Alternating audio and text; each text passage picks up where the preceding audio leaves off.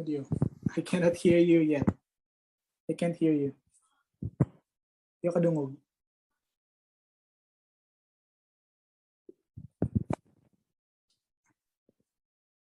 Ganun, kasi mong kahayag. Okay. All right, that's it. Okay na sa cellphone magsulod or sa laptop? Yeah, sure. It's okay. Hello. Sulod na ka? Oh, pero yaram nang i-edit siguro.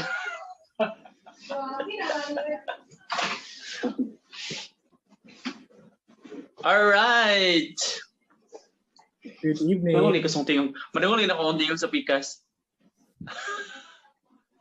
Actually, I My could friend, hear... naka-mute ka. Yeah. I could hear Ate Laver from Naka-mute ka. Madungog ni mo siya sa diri sa ko. Yeah, from your audio. Okay. Let me try to. Ana, makadungog pa ni mo siya? Hindi na. Tay, your microphone. My friend, naka-off ka.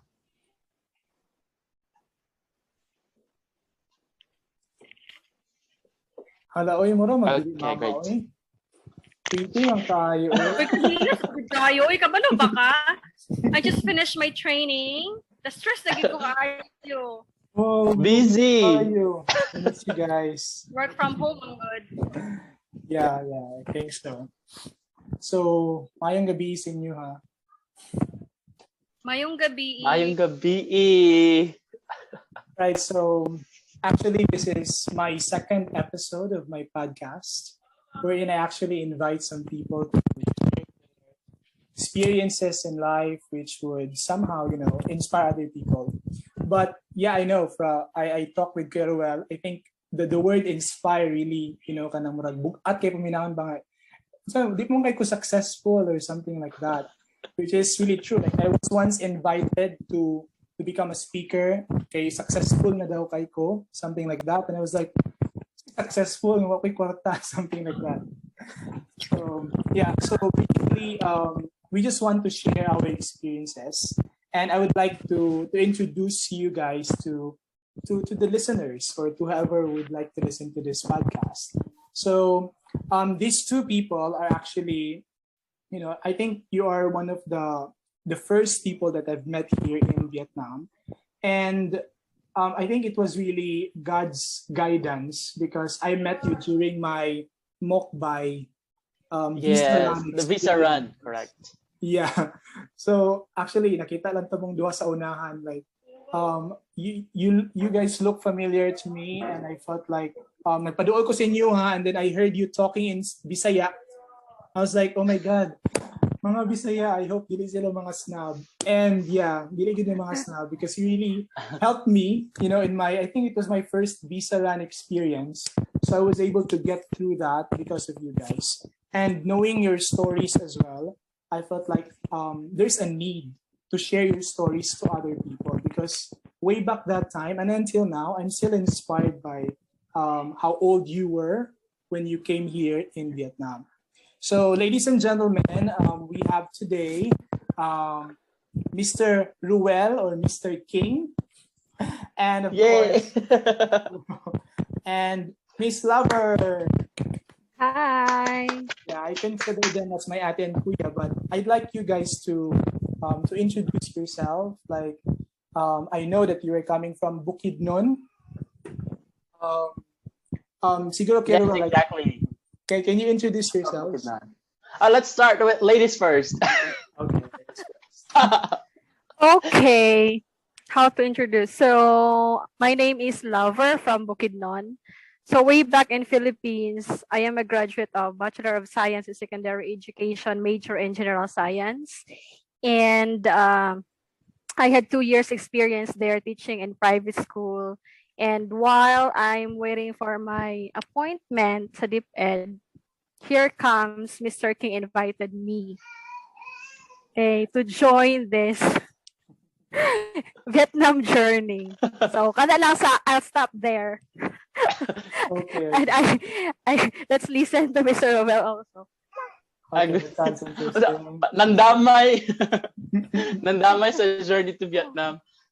Okay, hello everyone. My name is Roel, but you can call me King. I mean, that's my nickname here in Vietnam. So it's easier for my students to call me by that name because they're having a hard time pronouncing my name Roel, and they would say Roel, something like that. So that's why I come up with the nickname Mr. King.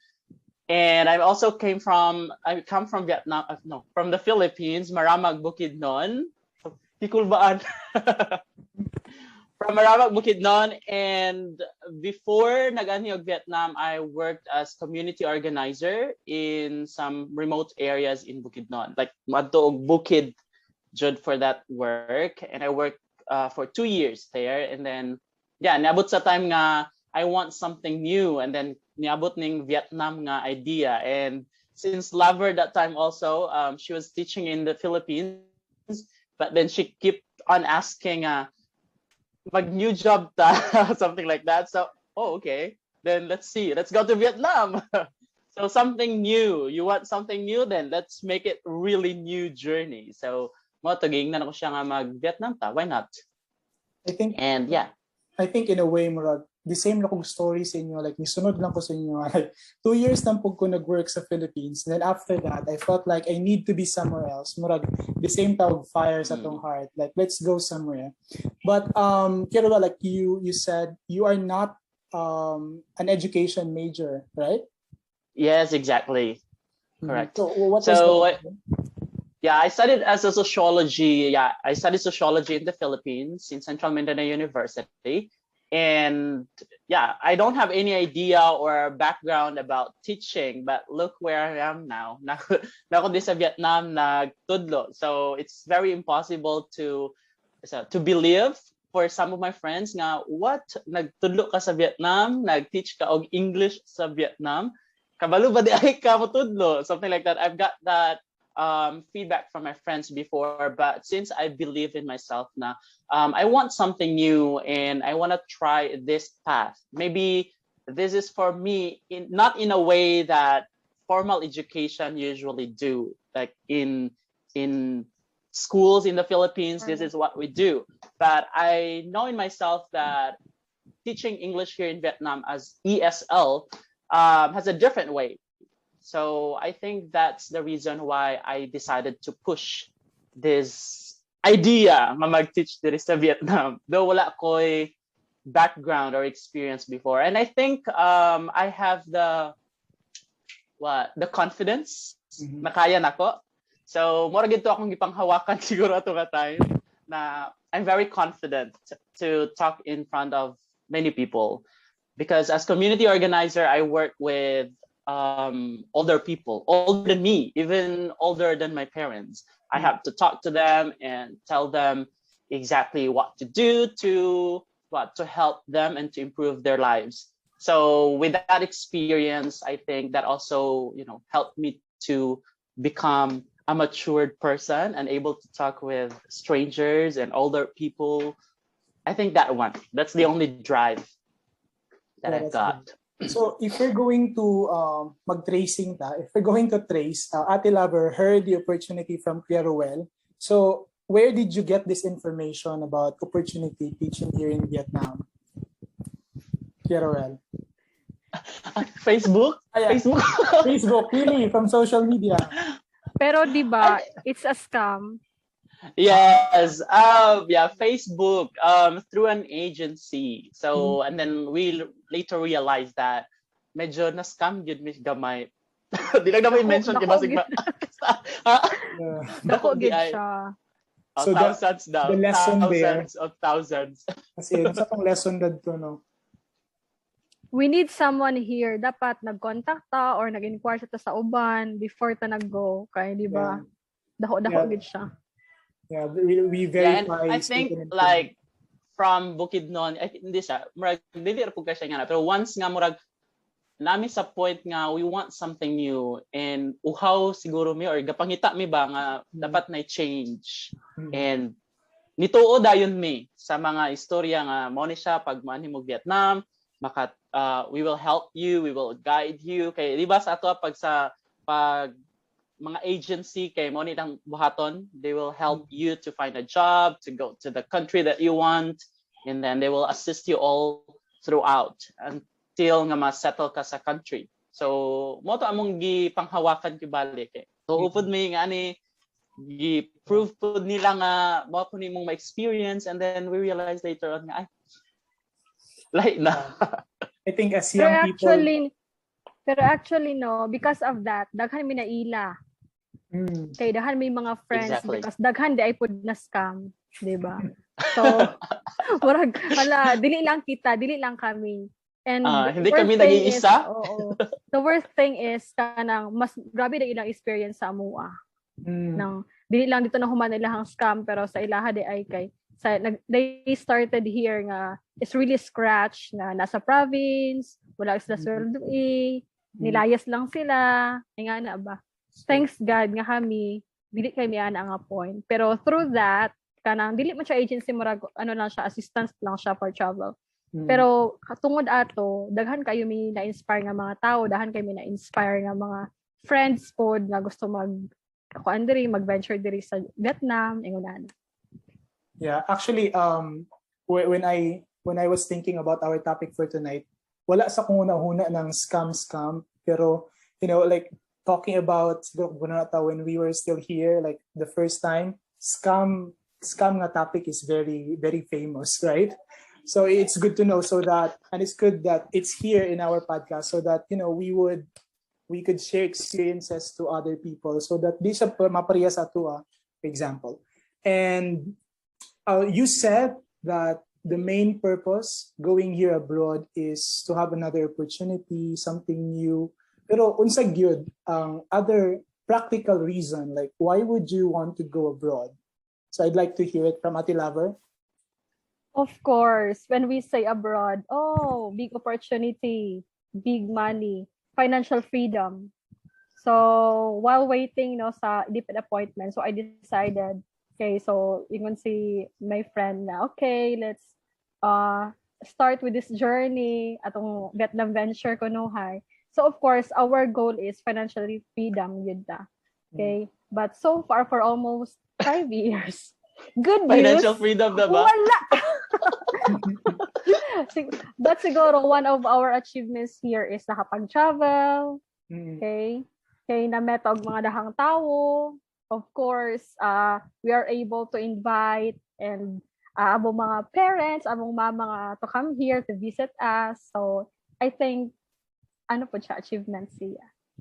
Okay, yeah, like for me, I would say like that's what I said na inspired ko actually sa inyo, like you were able to invite your parents to be here, like inyong mama makaanhig diri sa Vietnam. I think that's really a big thing so far. And then medyo shaky lang ta this time because of the pandemic. Murag dagan lang yung mga mga pangandoy, mga plano nga wala na pursue because of this, but we're still thriving. And I guess that you have also learned another level of financial freedom, which I also see on your Facebook, like that would be another topic. But it's good that we are now more knowledgeable about managing our money. But anyways, I'd like to go back to our job here as teachers in Vietnam. Like I'd like to ask you, like what are the challenges teaching here in Vietnam? Mga challenges na to. Mga challenges. Lisod ba or sa yun?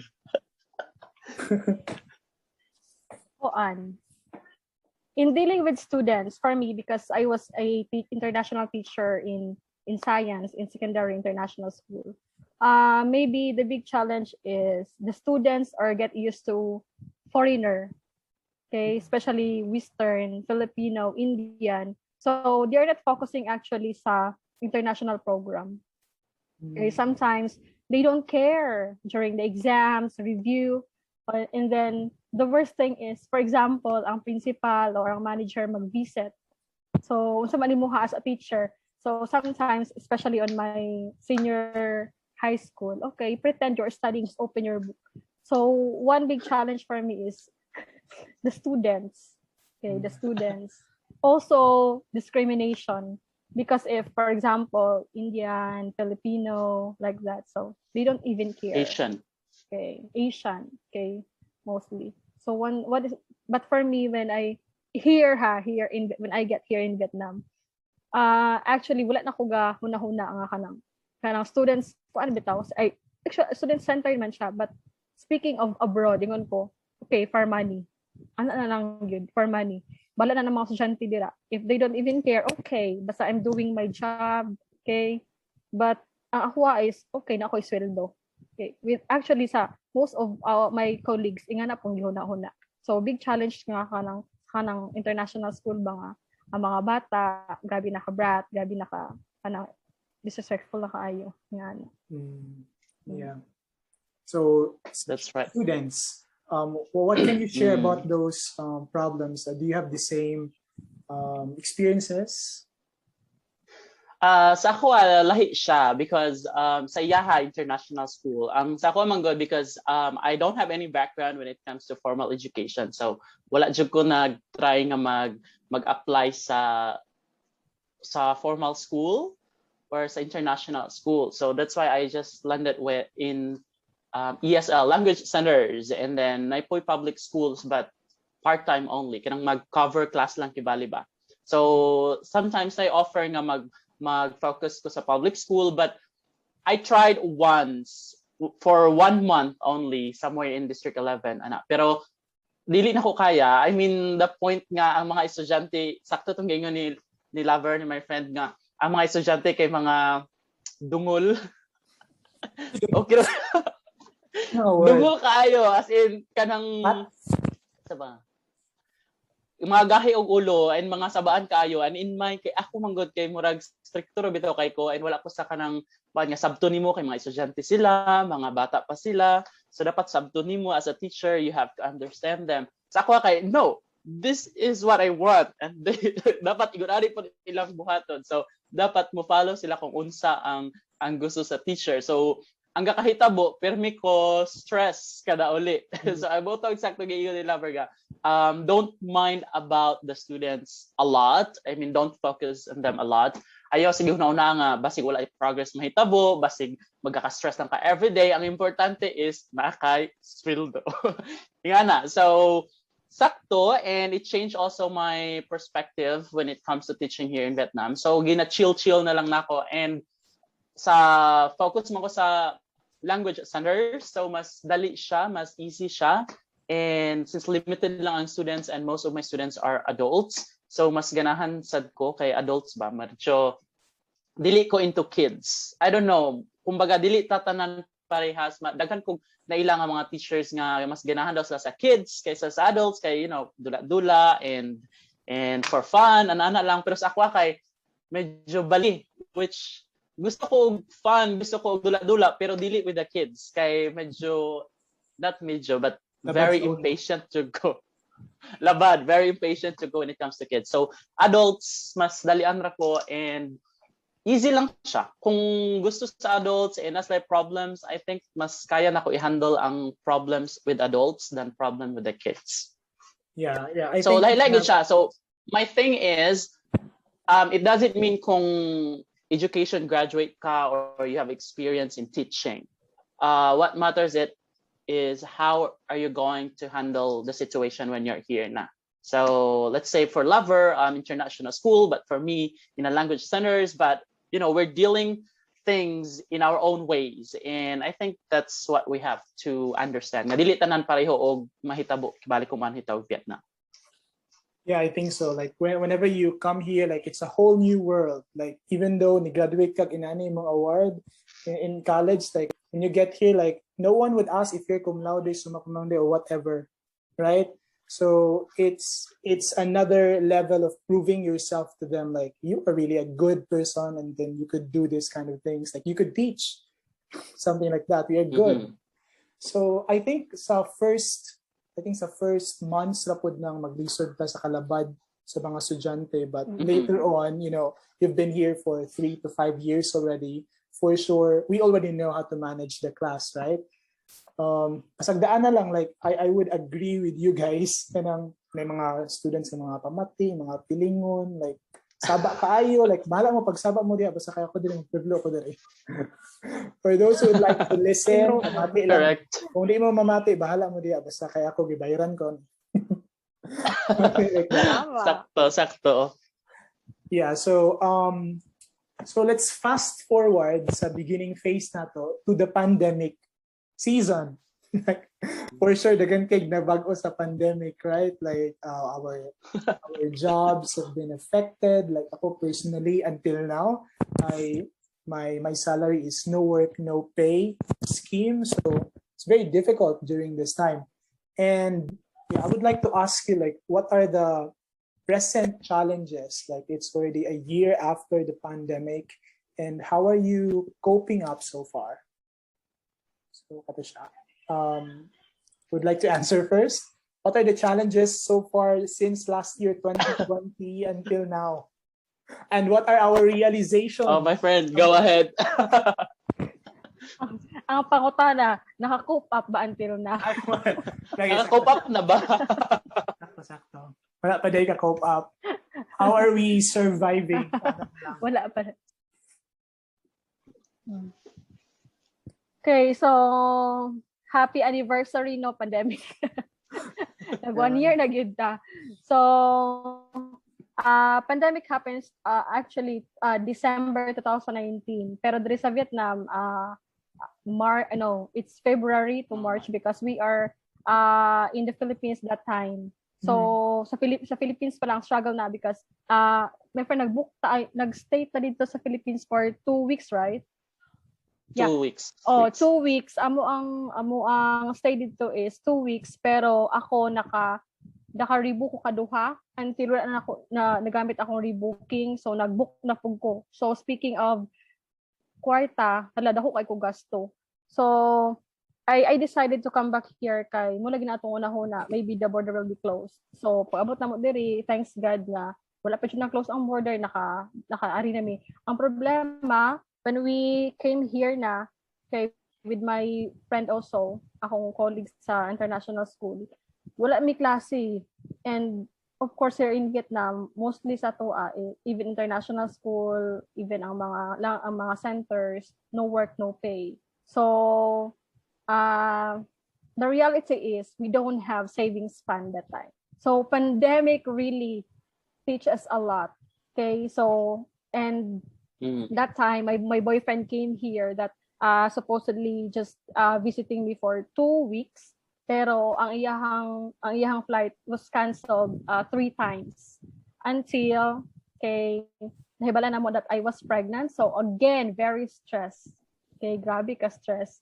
Okay, so me and my boyfriend together maybe now 8 years, but we are not really planning to have a baby until nga namin mga mahuman ang mga goals. But I think answered prayer.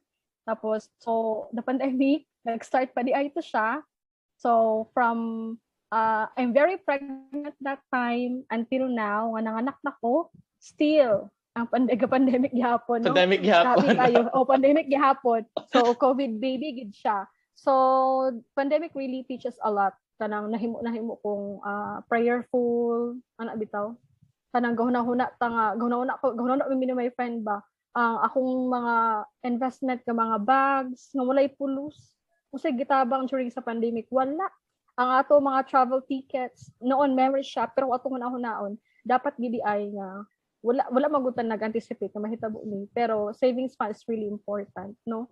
So nag-struggle me nga for 3 months, my friend, di ba wala tay bayad og balay. From February to wala siya may pambayad sa balay, and our apartment cost 15 million per month. So thanks God nga amo ang landlord is very very humble. Grabe siya kabuutan, grabe siya ka-considerate ba. Then delivery pa niya og 1 month ka 15 million, and wala siya ka paningil. So the pandemic teach us nga during this time ba nga kana lagi savings fund nato. So akong pautan ng isa ang mga shoes, basig gusto na ka magpamayin diha. Mag-live selling na. Okay, grabe kaayo, no? So tapos after that na abot ato nga point nga bisag amo ang mga daily needs na wala nami, nakaabot mi go bap o gatong districto to my friend, no? Na kayo Districto. binabang. Hulo. Itong paayuda before. Oo, paayuda. Sa first wave. Ay, Yeah, ay, first wave sa anak. pandemic. So grabe kayo ang pandemic that time. Even my boyfriend's kanang savings na gasto na mo para sa amo ang basic necessities akong vitamins kay of course I was very pregnant that time. So ang ako alang nga kanang motto pandemic really teach us even karon no nga kanang be prayerful ta balik sa Ginoo kay I think this is the time mao ning gihulat sa Ginoo ba. Tapos ang ato ang guys abroad ta atong hunahuna bitaw kay travel kanang invest sa kanang mga butang, bags, shoes. Then during the pandemic, ako na kita ko ako ding gi-save. No? Siguro, napa ko kan karon kanang savings fund karon. So, ingon ana. And karon, marag darang-arang na kay, di ba, August, nag-start naman ta og klase. Pero mo lagi na off on, until nga karon nga, hopefully, mabalik na ang klase. So, ingon ana la. Thank you so much. So yeah, pandemic really, teaches us a lesson about saving money and also investing money. And with regards to your baby, I think there's a quotation that I heard. It may came in as a surprise, but it's a blessing, something like that. Of course. Yeah, it's a blessing. I think blessing in disguise. Yeah. Di ba namin sa pandemic for almost 2 years na, and in that 1 year na ang baby, it seems like we wala mi naka-feel og kanang bored sa balay kay baby and always hype. Ano ba, murag unlike sa uban siguro medyo sad pud ta makadungog sa story sa uban nga kanang sa balay lang sila tungod aning lockdown and sila lang and kanang murag gaka-bored na sila kay wala sila ning buhaton, but for us nga na lang mi sa balay, ako 3 months, I mean karon nga bag-o nga lockdown, 3 months na ko stay at home since May, June, July, and then now August, but I never experienced or naka-feel nga bored na kay ko sa balay because na baby all the time and kanang nagani kay mabuhat all the time. So blessing in disguise, medyo healthy po siya mentally. Yeah, I think so. I wish we also have a baby here, pero po na siya ng mga plano. So, ikaw Kia, like, what can you say? Like, what were you doing? Like, aside from, learning how to invest. Like, I also know that, of course, I ordered, some food from you guys. So, can you say something about your business? Yeah. Okay, so the business is actually not my business, but it was an idea of the apartment, but it's their business, Laver and her boyfriend. So, ano lang, medyo hilig manggod og, dili medyo, but hilig jud og luto iyahang boyfriend. So, magsigluto, mag-bake, and other food. So, magbaligyan na lang ta. Extra income, right? Extra income during this time. So kung kaya man, then why not? So moto ni come up atong idea. Sa ako, the lesson that I've learned from this pandemic good is kanang pag-say nahan kay ka. So di pud mo kaya i-give up na lang ng abutang because of the situation. So at least nadira. And now, ang akong school wala should I say it? Wala siya nag-assist. And isa pa pinaka-worst yun is wala gihatag ang sweldo. March and April na ko nga salary. So December, I was in quarantine December. So na dali pug ko sa kanang mga quarantine during pandemic time. So na isolate ko for 14 days December, and then the whole month wala ko'y work the whole month December. And pagka January wala gyapon ko'y work. January kay paingon na bayag tet holiday. So January and then February holiday, so wala gyapon ko'y work. So that's like January, February, March wala ko'y tarong nga work. Naka part-time job ko January, mga few weeks, 2 weeks naman siguro, at least na extra income. And then February wala work kay nag tet holiday, and then pandemic na sad, nag-lockdown na sad. And then March, balik trabaho. April, balik trabaho. And then, wala ako nasweldohan sa akong March. I think just 50% from my March. And then April, wala gihapon gihatag akong sweldo until now. May nag-stop ko og work. May nag-stop ko og work from that school. Yeah, mora na siya nga akong school. Ang isa part-time lang and then ginagmay lang siya nga extra income. So May, June, July, August, wala na ko'y work sa school. So kung huna-hunaon ang ako yung situation is very difficult, I guess. Poor as a poor. So ba? Nga wala ko income, but then I survive maybe because of the mindset that I have. And I think medyo proud ko sa akong self nga although nga na akong nagian but wala ko naka-experience or wala ko nag self pity or wala ko naghuna-huna og worst things during that time. Instead, I tried to look at the positive side of it, and also the people around me are, wala man ko nila gipasagdan sa. So I'm grateful to that, and I'm trying my best. Like karon gatry ko og have my own classes, online classes. I think instead of thinking wala na opening sa classes for many months na and asa ko mangilag income, I think the best way to do it is to think how you could earn, how you could make money so that you could survive, because we need money to survive, diba? So I think that's one thing that I have learned in my life, na dapat kung unsay mong magian nga situation, you know how to deal with it and you know what to do para makapangita kag way to survive and to get what you need. Although gamay siya compared before, but at least it would fuel you to survive in your life for the meantime. And then when the positive or when the good things comes, then I think apply the lesson that you've learned from the experience before. Yeah. Ato? Oh my God, thank you so much for your wonderful words. I've heard from Ati Laver, let us be prayerful, invest money, and from you said you have to change our mindset. Like even though the situation is very difficult, we have to look at the silver lining. Pangitaw ng silver lining, tabok. I think actually that's basically the content of our podcast today, and this podcast could be heard in my YouTube channel and at the same time on Spotify. So yay! So you have to follow me on Spotify. Adulting podcast. So you could also promote your YouTube channel if you have. I guess you have, right? Kaya Roel? Okay. Dako YouTube channel pero so I have YouTube channel pero nag-stop ko after siguro pag pandemic time nag-stop na ko siya. So, but then maybe I'm planning to mag-upload na po ng mga videos, mga lang, ang tawag na kanang YouTube cuts, shortcuts. Shortcuts, yeah, short videos, something like that. Yeah. YouTube shorts, something like that. Short. So I think that's easier to make and upload. And mo to siya. So my YouTube channel is kalimot mo po King English. Oh, it's okay. Ikaw, Tilabay, I forgot. YouTube channel? Wala, oy. Basta man, basin gusto ka mag-YouTube channel, like being a mother. Like a mother or something like that. Why not? YouTube channel, TikTok, and unsa pa. Lagi, why not? I mean, FB page. Yeah.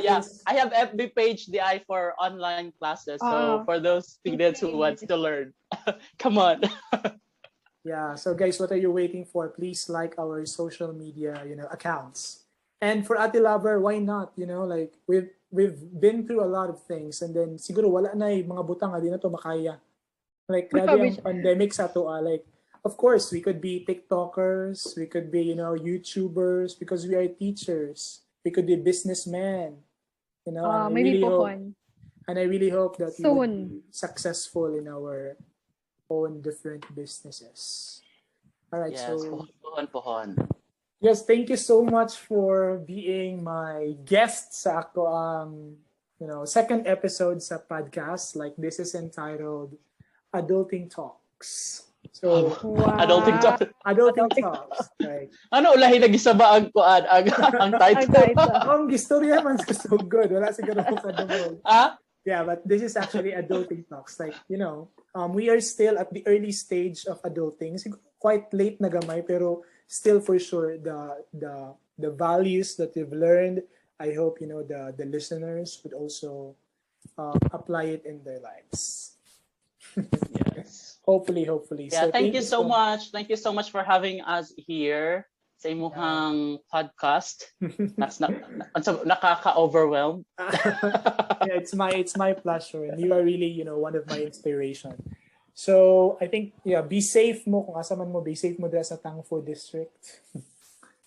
Hopefully ma-okay na Thank plan tayo. you. Thank you so much, and I think that's all. All right. Bye. All right, thank you so much. See you and stay Bye. safe also, Ayan. Yeah, thank you.